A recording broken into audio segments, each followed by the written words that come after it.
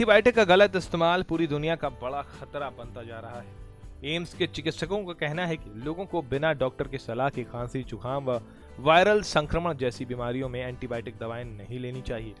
मैं आपको बता दें कि एम्स के मेडिसिन विभाग के प्रोफेसर आशुतोष विश्वास ने कहा कि एंटीबायोटिक्स के गलत इस्तेमाल के कारण इसका असर कम होने से बैक्टीरिया इतने मजबूत हो चुके हैं कि हर साल 7 लाख लोग इस कारण जान गंवा रहे हैं।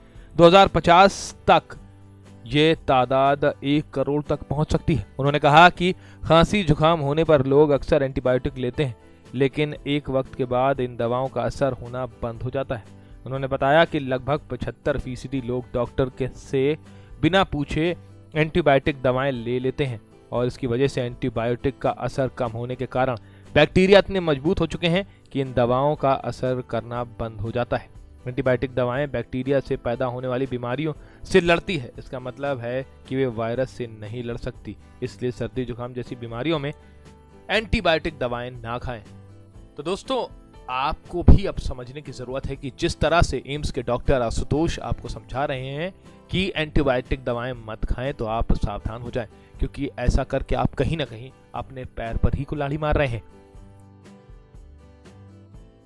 क्यूरियन हेल्थ एक्स अंकुर अस्थाना की रिपोर्ट।